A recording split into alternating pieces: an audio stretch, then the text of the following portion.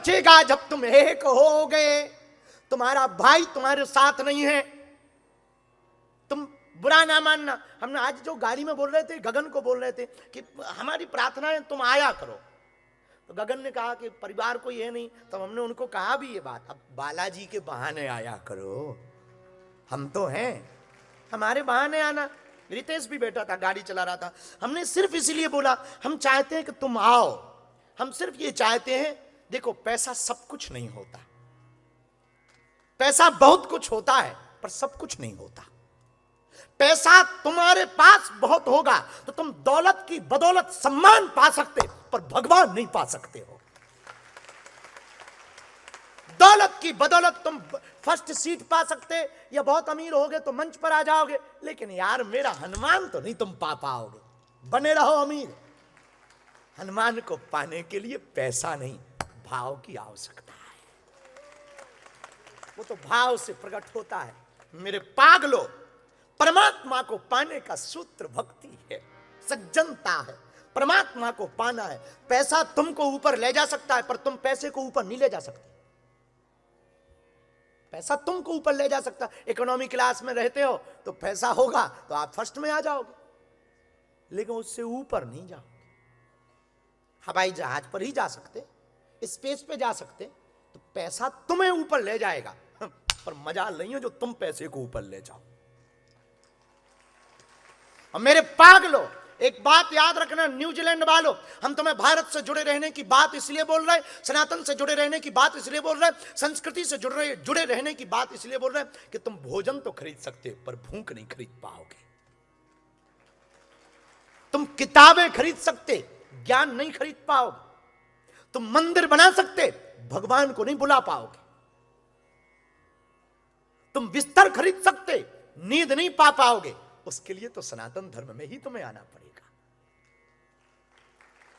उसके लिए तो तुम्हें भक्ति ही करनी पड़ेगी। तुम हो ऑलरेडी सनातनी, पूरी दुनिया सनातनी है। और एक बात आज के मंच पर हम घोषणा पूर्वक कहते हैं, पूरे विश्व को थर्ड वर्ल्ड वॉर से अगर कोई बचा सकता है, वो सनातन धर्म बचा सकता है। क्योंकि पूरी दुनिया वैमनस्यता में जी रही, हर देशों में युद्ध छिड़ा हुआ है, देश देश लड़ रहे हैं। बल्कि अभी अपने भारत में भी थोड़ा सा हलचल दिखाई थी ऑपरेशन सिंदूर के नाम पर। और हमें तो लगता है कि आज की कथा, पहलगाम में जो घटना हुई थी, वो लोगों की आत्मा के लिए समर्पित करनी चाहिए।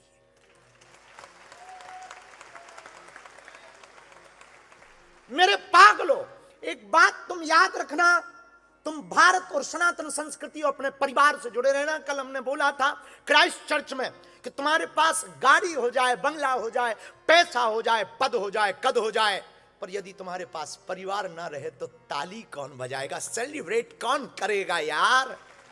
कौन सेलिब्रेट करेगा? फ्रेंड सर्कल बहुत हो, पर सेलिब्रेट तो तब करेंगे तुम्हारा बाप और तुम्हारी मां और तुम्हारा भाई तो तभी इतराएगा जब वो तुम्हारे साथ होंगे, तभी उनको खुशी होगी। इसलिए हम बीच बीच में आ जाते हैं, पर जाते तो अपने बाप के पास, हनुमान जी के पास। हम जब भी कथा करके जाते हैं उन्हीं के पास जाते। याद रखना मेरे पागलों, पैसे से ज्यादा प्रेम परिवार से करना, संस्कृति से करना। हमको एक घटना याद है, बोल देने जैसी है। एक बालक था, उसका नाम था किशोर, बहुत पढ़ा लिखा बच्चा था, उम्र रही होगी 35-36 साल। एक बार वो शादी में गया, उस शादी में उसने एक आश्चर्यचकित घटना देखी कि दो बुढ़े वृद्ध बैठे हुए थे, एक दूसरे को खाना खिला रहे थे। एक ज्यादा बूढ़ा था, एक कम। तो जो कम बूढ़ा था वो अपने हाथ से ज्यादा बूढ़े को खाना खिला रहे थे। तो वो गया, उसने पूछा कि ये कौन है? उसने कहा ये मेरा बड़ा भाई है, हम छोटे हैं, ये बड़ा भाई है, इसलिए इसको हाथ कपते हैं खाने में, इसलिए खाना खिला रहे। उसकी आंखों में आंसू आ गए, क्योंकि उसका भी बड़ा भाई था, लेकिन संपत्ति का मुकदमा चल रहा था। 20 साल से बात नहीं हो रही थी, 20 साल से रहा होगा, 16-17 साल का, तब से मुकदमा चालू हो गया।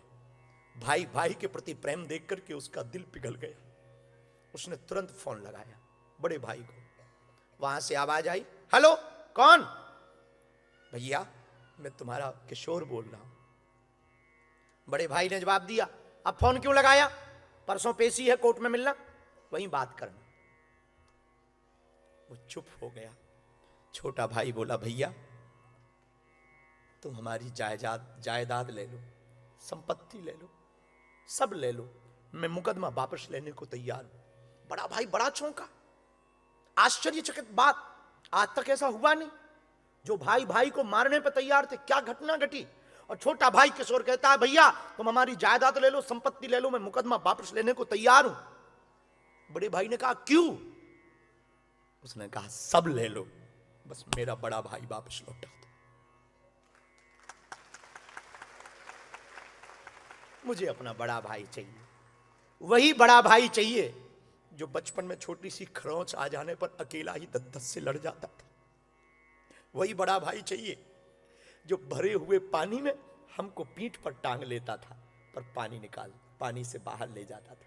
वही बड़ा भाई चाहिए, हमको बुखार होता था, पूरी रात गीली पट्टी सिर पे रखता था। तुम सब ले लो हमारा, बस हमें बड़ा भाई दे दो। दोनों फूट फूट के रोने लगे। वहां से भी सिसकारियों की आवाज आने लगी और उसने भी फोन से कहा, चुप रहे, ये बात तू पहले नहीं बोल सकता था? अब तू चुप हो, एक काम कर, जल्दी से घर आ, तेरी भाभी से मैं खाना बनवा रहा हूं, आज साथ में खाना खाएंगे। मेरे पागल, बुरा ना मानना, तुम्हारा परिवार यदि तुम्हारे साथ नहीं, तुम्हारी संपत्ति किसी काम की। तुम्हारी मां तुम्हारे साथ नहीं, तुम्हारी संपत्ति किसी काम की नहीं। और याद रखना न्यूजीलैंड वालों, तुम जीते जी बात करो, मरने के बाद मत करो। विदेश में रहने वाले लोगों की धूर्तता मरने पे बात बहुत करते, जीते जी बहुत कम करते। ये बात शायद तुमको चुभेगी हमारी, सब लोग ऐसे नहीं हैं, पर ज्यादातर लोग मरने के बाद सेवा करते। जीते जी बात करो। अब एक भारत में कोई सच्ची घटना घटी तो हमको याद है कि माँ ने फोन लगाया अपने बड़े बेटे को कि बेटा मैं घर आ गई हूँ और तेरे घर पे दरवाजे का ताला क्यों लगा है? तो बेटा कहता, माँ मैं अपनी पत्नी के साथ में दरअसल में बाहर घूमने आ गया बच्चों के साथ, 10 दिन में बाहर हूँ और तू अभी छोटे भाई के घर ही रहे। तो वो बोली, बेटा मैं हर महीने की 1 तारीख को आ जाती हूँ, बंटवारा हो रखा है। छोटा भाई भी घूमने चला गया और उसने भी बाहर जाने की टिकट करवा ली और शायद निकल गया होगा और मैं बस पकड़ के शहर में आ गई हूं और मुझे पता नहीं, मैं पढ़ी लिखी नहीं हूं और तू भी चला गया। उधर से झल्ला कर उसने आवाज दिया, हम लोग अब घूमे ही ना तुम्हारे चक्कर में, 10 दिन मां कैसे भी करके मैनेज कर लो, 10 दिन मैनेज करो, मैं फिर आता हूं। इतना कह के उसने फोन काट दिया। मां बेचारी अकेली थी, पढ़ी लिखी तो थी नहीं, बेचारी बैठी रही दरवाजे पर। 2 रात हुई, 3 रात हुई, शहर बड़ा था, जाती कहां। एक दिन उसके प्राण पखेरु उड़ गए। दोनों भाई आए, अरे जिंदा में आ जाते तो क्या बिगड़ जाता।